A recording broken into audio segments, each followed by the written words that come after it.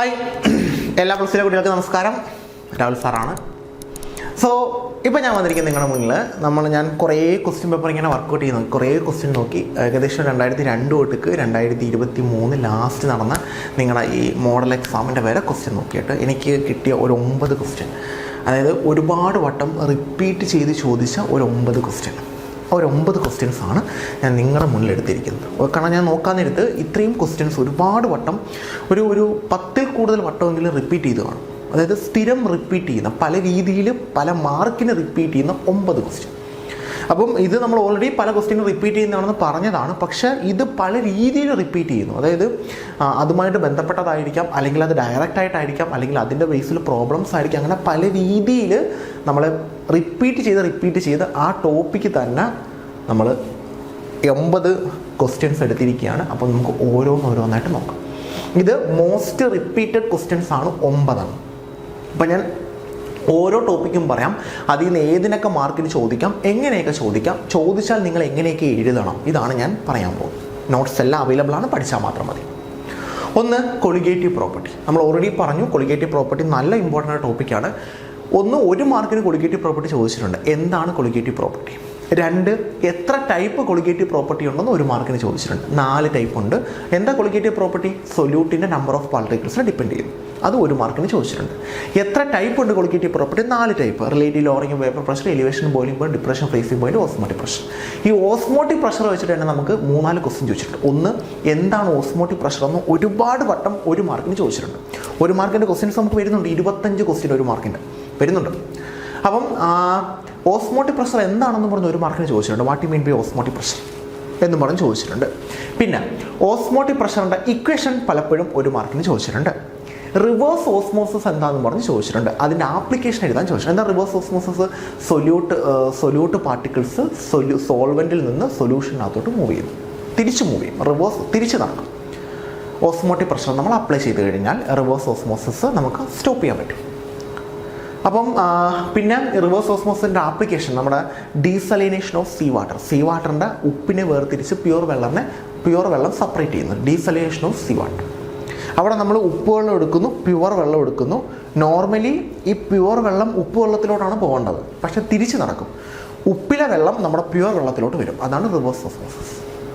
Okay, അത് മസ്റ്റായിട്ട് ചോദിച്ചിട്ടുണ്ട്. പിന്നെ ചോദിക്കുന്നത് ഓസ്മോട്ടിക് പ്രഷർ വെച്ചിട്ട് നമ്മൾ പ്രോട്ടീൻസിൻ്റെ സ്ട്രക്ചർ ഡിറ്റർമിൻ ചെയ്യാൻ നമ്മൾ ഓസ്മോട്ടിക് പ്രഷർ യൂസ് ചെയ്യാറുണ്ട്. അതിന് കാരണം ലോ കോൺസെൻട്രേഷൻ യൂസ് ചെയ്യാൻ പറ്റും, പിന്നെ അതങ്ങനെ റൂം ടെമ്പറേച്ചറിൽ യൂസ് ചെയ്യാൻ പറ്റും, പിന്നെ ബ്രേക്ക് ഡൗൺ ഒന്നും സംഭവിക്കില്ല. അങ്ങനെയുള്ള റീസണൊക്കെ കൊണ്ടാണ് പ്രോട്ടീൻസിൻ്റെ മോളിക്കുലാർ മാസ് കണ്ടുപിടിക്കാൻ ഓസ്മോട്ടിക് പ്രഷർ യൂസ് ചെയ്യും. പിന്നെ ബ്ലഡ് 0.9% ഓഫ് NaCl എന്താണ്? ഐസോട്ടോണിക്കാണ്. അതും ക്വസ്റ്റ്യനകത്ത് ചോദിച്ചിട്ടുണ്ട്. ഇതെല്ലാം കൊളിഗേറ്റീവ് പ്രോപ്പർട്ടി ഡിപ്പെൻഡ് ചെയ്യുന്ന, പക്ഷേ പല രീതിയിലാണ് ക്വസ്റ്റ്യൻ ചോദിക്കുന്നത്. അതാണ് ബുദ്ധിമുട്ട്. പിന്നെ ചോദിക്കുന്നത് ക്വസ്റ്റ്യൻസ് ആണ്. ഓസ്മോട്ടിക് പ്രഷർ വെച്ചിട്ടാവാം, അല്ലെങ്കിൽ റിലേറ്റീവ് ലോറിംഗ് വേപ്പർ പ്രഷർ, അല്ലെങ്കിൽ elevation boiling point, depression freezing point. ഇതിൽ ഏത് വെച്ചിട്ട് വേണമെങ്കിലും ക്വസ്റ്റ്യൻ ചോദിക്കും. ഇത്രയുമാണ് കൊളിഗേറ്റീവ് പ്രോപ്പർട്ടിയിൽ നിന്ന് ഇതേവരെ ചോദിച്ചിട്ടുള്ളത്. ഒരുപാട് വട്ടം റിപ്പീറ്റ് ചെയ്തിട്ടുള്ള ടോപ്പിക്കാണ്. അപ്പം കൊളിഗേറ്റീവ് പ്രോപ്പർട്ടി ഒന്ന്, എന്താണ് കൊളിഗേറ്റീവ് പ്രോപ്പർട്ടി, എത്ര ടൈപ്പ് ഉണ്ട്, ഓസ്മോട്ടിക് പ്രഷർ എന്താണ്, റിവേഴ്സ് ഓസ്മോസിസ് എന്താണ്, ആപ്ലിക്കേഷൻ എന്താണ്, പിന്നെ അതേ കണക്ക് തന്നെ എന്തുകൊണ്ട് ഓസ്മോട്ടിക് പ്രഷർ പ്രോട്ടീൻ സിന്തസിസിന് വേണ്ടി യൂസ് ചെയ്യുന്നു, ബ്ലഡുമായിട്ട് എങ്ങനെയാണ് NaCl എങ്ങനെയാണ് ഐസോട്ടോണിക് ആവുന്നത്, ക്വസ്റ്റ്യൻസ്. അടുത്തത് ബാറ്ററിയും ഫ്യൂവൽ സെല്ലും. എന്താണ് ഫ്യൂവൽ സെല്ല്? ഫ്യൂവൽസിനെ കത്തിച്ച് ഇലക്ട്രിസിറ്റി പ്രൊഡ്യൂസ് ചെയ്യുന്ന ഗാൽവനിക് സെല്ലിന് എക്സാമ്പിളാണ്. ഒരു ഫ്യൂവൽ സെല്ലിന് ഒരു എക്സാമ്പിൾ പറയാമോ? Hydrogen oxygen fuel cell. എന്താ ഹൈഡ്രജൻ ഓക്സിജൻ ഫ്യൂവൽ സെല്ല്? ഹൈഡ്രജനും ഓക്സിജനോടെ പമ്പ് ചെയ്ത് കത്തിച്ച് ഇലക്ട്രിസിറ്റി പ്രൊഡ്യൂസ് ചെയ്യുന്നു. ഹൈഡ്രജനാണ് അവിടുത്തെ ഫ്യൂവൽ, അതിനെ കത്തിച്ച് ഇലക്ട്രിസിറ്റി പ്രൊഡ്യൂസ് ചെയ്യുന്നു. ഹൈഡ്രജൻ മാത്രമാണോ ഫ്യൂവലായിട്ട് യൂസ് ചെയ്യാൻ പറ്റുന്നത്? അല്ല, മീഥേൻ യൂസ് ചെയ്യാം, കാർബൺ ഡൈ ഓക്സൈഡ് യൂസ് ചെയ്യാം. പക്ഷെ നമ്മൾ ഹൈഡ്രജൻ ഓക്സിജൻ ഫ്യൂവൽ സെല്ലിൽ യൂസ് ചെയ്യുന്ന ഫ്യൂവൽ ഹൈഡ്രജനാണ്. അതിൻ്റെ ആനോഡിലെയും കാഥോഡിലെ റിയാക്ഷൻ, ഓവറോൾ റിയാക്ഷൻ സിമ്പിളാണ്. H2+O2 gives H2. അതിൻ്റെ അഡ്വാൻറ്റേജ് എക്കോ ഫ്രണ്ട്ലി ആണ്, വാട്ടറിനെ പ്രൊഡ്യൂസ് ചെയ്യുന്നുണ്ട്, പിന്നെ എത്ര നാൾ വേണമെങ്കിലും യൂസ് ചെയ്യാൻ പറ്റും, അങ്ങനെ കുറേ കാര്യങ്ങൾ. പിന്നെ battery, primary battery, secondary battery. അതിൻ്റെ പ്രൈമറി ബാറ്ററി എക്സാമ്പിൾ, അതിൽ ആനോഡ് കാഥോഡ് റിയാക്ഷൻ എന്താണ്. സെക്കൻഡറി ബാറ്ററിയാണ് നമുക്ക് സ്ഥിരം ചോദിക്കുന്നത്, ലെഡ് സ്റ്റോറേജ് ബാറ്ററി. അതിൻ്റെ റിയാക്ഷൻസ് എങ്ങനെ വേണമെങ്കിലും ചോദിക്കും, പല രീതിയിൽ. ഓവറോൾ റിയാക്ഷൻ വെച്ചാൽ അത് മാത്രം എഴുതിയാൽ മതി, 1 മാർക്കിൻ്റെ ക്വസ്റ്റ്യൻ ആയിരിക്കും. ഹൈഡ്രജൻ ഓക്സിജൻ ഫ്യൂവൽ സെൽ എന്താണെന്ന് ചോദിച്ചാൽ ഹൈഡ്രജൻ ഓക്സിജൻ ഫ്യൂവൽ സെൽ 1 മാർക്കിനാണെങ്കിൽ ഹൈഡ്രജൻ ഓക്സിജൻ ഫ്യൂവൽ സെൽ എന്താണെന്ന് എഴുതാം. ഹൈഡ്രജനെ കത്തിച്ച് ഇലക്ട്രിസിറ്റി പ്രൊഡ്യൂസ് ചെയ്യുന്നു. ഓവറോൾ റിയാക്ഷൻ ഇതാണ്.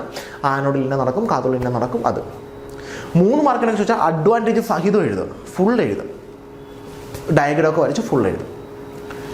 പിന്നെ അറീനിയസ് ഇക്വേഷനും ഇൻ്റഗ്രേറ്റഡ് റേറ്റ് ലോയും. അറീനിയസ് ഇക്വേഷൻ ഒരുപാട് വട്ടം ഒരു മാർക്കിന് എന്താണ് അറീനിയസ് ഇക്വേഷൻ? റേറ്റ് കോൺസ്റ്റൻറ്റും നമ്മുടെ ആക്ടിവേഷൻ എനർജി തമ്മിലുള്ള റിലേഷനാണ്. K = AE⁻EA/RT. ടെമ്പറേച്ചറും തമ്മിലുള്ള റിലേഷനാണെന്നും നമുക്ക് നോട്ട് എഴുതാം, ഒരു പ്രശ്നവുമില്ല. റേറ്റ് കോൺസ്റ്റൻറ്റും ടെമ്പറേച്ചറും തമ്മിലുള്ള റിലേഷൻ. പിന്നെ അതിൻ്റെ ടേംസ് ഒക്കെ ഒന്ന് എക്സ്പ്ലെയിൻ ചെയ്യാം, അപ്പോൾ ഒരു മാർക്കിനുള്ളതായി. പിന്നെ ഇൻ്റഗ്രേറ്റഡ് റേറ്റ് ലോ, അത് ഫസ്റ്റ് ഓർഡറിൻ്റെ ഉണ്ട്, സെക്കൻഡ് ഓർഡറിൻ്റെ ഉണ്ട്, സീറോ ഓർഡറിൻ്റെ ഉണ്ട്. ആ മൂന്നിന് ഇൻ്റഗ്രേറ്ററിൽ എന്താണെന്ന് മാത്രം പഠിച്ചു വെച്ചേക്കുക, അത്രയും മാത്രം മതി, വേറെ ഒന്നുമില്ല അതിനകത്ത്. പക്ഷേ സ്ഥിരം റിപ്പീറ്റ് ചെയ്യുന്നതാണ് കേട്ടോ. പിന്നെ magnetic behaviour of D block element. നമ്മൾ ഓൾറെഡി പറഞ്ഞു, ഡി ബ്ലോക്ക് എലമെന്റ്സിൽ രണ്ട് മാഗ്നറ്റിക് ബിഹേവിയർ ഉണ്ട്, പാരാമാഗ്നറ്റിക്കും ഡയാമാഗ്നറ്റിക്കും. പാരാമാഗ്നറ്റിക് ആണെങ്കിൽ നമ്മുടെ ഡി ബ്ലോക്കിൽ അവസാനത്തെ ഷെല്ലിൽ ഒറ്റയ്ക്ക് ഇലക്ട്രോൺസ് ഉണ്ടെങ്കിൽ പാരാമാഗ്നറ്റിക് ആണ്, എല്ലാവരും പെയർ ആണെങ്കിൽ ഡയാമാഗ്നറ്റിക് ആണ്. പെയർ ആണെങ്കിൽ മാഗ്നറ്റിക് മൊമെന്റ് 0 ആണ്, ഡയാമാഗ്നറ്റിക് ആണെങ്കിൽ മാഗ്നറ്റിക് മൊമെന്റ് 0 ആണ്. പാരാമാഗ്നറ്റിക് ആണെങ്കിൽ മാഗ്നറ്റിക് മൊമെന്റ് ഉണ്ട്, 0 അല്ല. അത് കണ്ടുപിടിക്കാൻ √n/n+2, അതിൻ്റെ unit bore magneton, B M. n എന്ന് പറഞ്ഞാൽ number of unpaired electrons.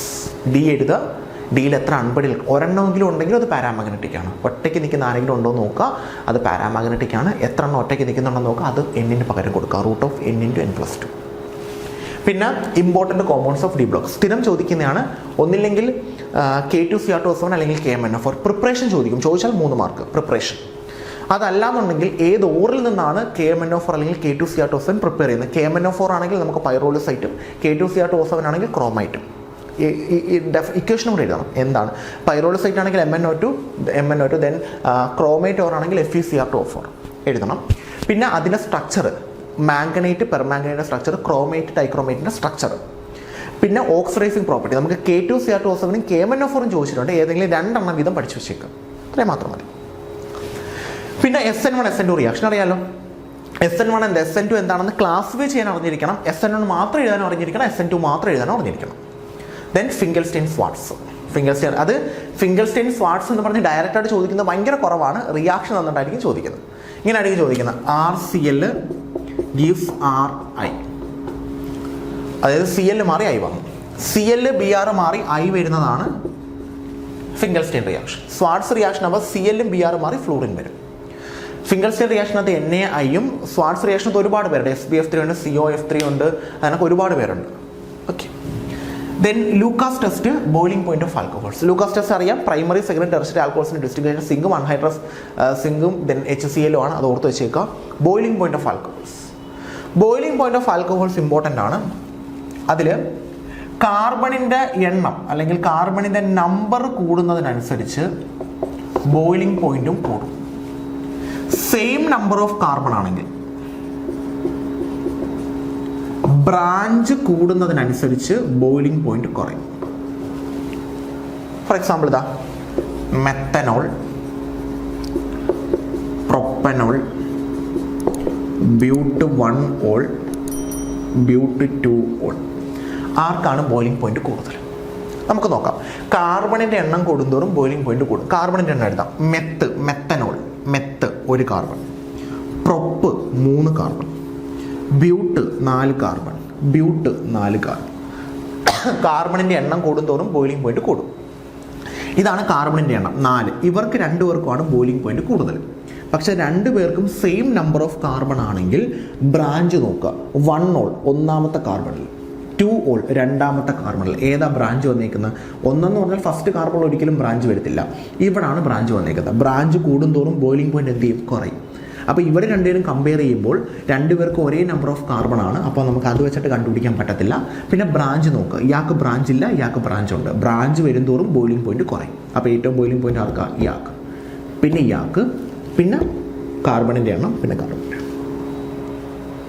ABCD എന്ന് നമ്മൾ നോട്ട് ചെയ്ത് കഴിഞ്ഞാൽ ഏറ്റവും കൂടുതൽ C, പിന്നെ D, പിന്നെ B, പിന്നെ A.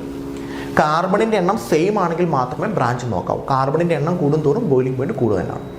ഇത് നോക്കിക്കേ, ഇതും ഇവിടെ ബ്രാഞ്ചില്ല, ഇവിടെ ബ്രാഞ്ച് ഉണ്ട് എന്നും പറഞ്ഞ് ഇയാൾക്ക് ബ്രാഞ്ച് ഇല്ലാത്തതുകൊണ്ട് ഇയാൾക്കാണ് കൂടുതലെന്ന് എഴുതി വെക്കരുത്. കാർബണിൻ്റെ എണ്ണം ഫസ്റ്റ് നോക്കുക. കാർബണിൻ്റെ എണ്ണം സെയിം ആണെങ്കിൽ മാത്രമേ ബ്രാഞ്ച് നോക്കാവൂ. ഇവിടെ കാർബണിൻ്റെ എണ്ണം സെയിം അല്ല, അപ്പം ബ്രാഞ്ച് നോക്കരുത്. ഓക്കെ, അപ്പം ബോയിലിംഗ് പോയിന്റ് ഓഫ് ആൽക്കഹോൾസ്. പിന്നെ ആൽഡോളും കന്നിസാരയും. അത് ആൽഡോൾ എന്താണെന്ന് ചോദിക്കാം, കന്നിസാര എന്താണെന്ന് ചോദിക്കാം. ആൽഡോളും കന്നിസാരയും ക്ലാസിഫൈ ചെയ്യാൻ ചോദിക്കാം, അല്ലാതെ റിയാക്ഷൻ വന്നിട്ട് പ്രൊഡക്റ്റ് എഴുതാനും ചോദിക്കാം. എങ്ങനെ വേണമെങ്കിലും ചോദിക്കും. ആൽഡോളിൽ ആൽഫ ഹൈഡ്രജൻ വേണം, കെനിസാരോയിൽ ആൽഫ ഹൈഡ്രജൻ വേണ്ട. ക്ലിയർ ആണല്ലോ. ദെൻ ഹിൻസൻബർഗും ബേസിസിറ്റി.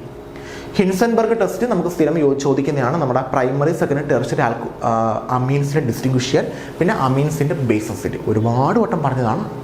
ഓക്കെ. പിന്നെ സ്ട്രക്ചർ ഓഫ് പ്രോട്ടീനും കാർബോഹൈഡ്രേറ്റും. പ്രോട്ടീൻ്റെ സ്ട്രക്ചർ അത് പ്രൈമറി സെക്കൻഡറി ടെർഷ്യറി ക്വാട്ടർണറി, അത് മസ്റ്റായിട്ട് ഓരോന്ന് എന്തിനെ സൂചിപ്പിക്കുന്നു എന്ന് പഠിച്ചു വെക്കണം. Primary sequence of amino acids ആണ്, സെക്കൻഡറി ആകുമ്പോഴത്തേക്ക് പോളിപെപ്റ്റൈഡ് ചെയിൻ്റെ അറേഞ്ച്മെൻ്റ് ആണ്, ടെർഷ്യറി ഫർദർ ഫോൾഡിംഗ് ആണ്, ക്വാട്ടർണറി ഓവറോൾ അറേഞ്ച്മെൻ്റ് ആണ്. ദെൻ കാർബോഹൈഡ്രേറ്റിൻ്റെ സ്ട്രക്ചർ. കാർബോഹൈഡ്രേറ്റിൻ്റെ ക്ലാസിഫിക്കേഷൻ പഠിക്കുക. Poly, oligo, mono. അതിൽ പോളിക്ക് എക്സാമ്പിൾ പഠിക്കുക, ഒളിഗോയ്ക്ക് എക്സാമ്പിൾ പഠിക്കുക. പിന്നെ കാർബോഹൈഡ്രേറ്റിൻ്റെ സ്ട്രക്ചർ പറയുമ്പോൾ പ്രോട്ടീൻ മാത്രം പഠിച്ചു വെച്ചേക്കുക. കാർബോഹൈഡ്രേറ്റിൻ്റെ സ്ട്രക്ചർ പഠിക്കാൻ പറഞ്ഞാൽ ഗ്ലൂക്കോസ് മാത്രം പഠിച്ചു വെച്ചേക്കുക. ഗ്ലൂക്കോസിൻ്റെ സൈക്കിൾ സ്ട്രക്ചർ എല്ലാം പഠിച്ചു വെച്ചേക്കുക, പ്രിപ്പറേഷൻ ഉൾപ്പെടെ. ഇത് നമുക്ക് സ്ഥിരം റിപ്പീറ്റ് ചെയ്യുന്ന 9 ടോപ്പിക്കാണ്. മോസ്റ്റ് റിപ്പീറ്റഡ് ആണ്, അത്രയും കിടന്ന് തപ്പിയെടുത്ത് കൊണ്ടുവന്നതാണ്. മോസ്റ്റ് റിപ്പീറ്റഡ്, മസ്റ്റായിട്ടും പഠിച്ചിട്ടേ പോകും. ഓക്കെ, ഇതെല്ലാ ചാപ്റ്ററും ഉണ്ടേ, മോസ്റ്റ് റിപ്പീറ്റഡ് ആണ്. ഓക്കെ, നെക്സ്റ്റ് ക്ലാസ്സിൽ കാണാം.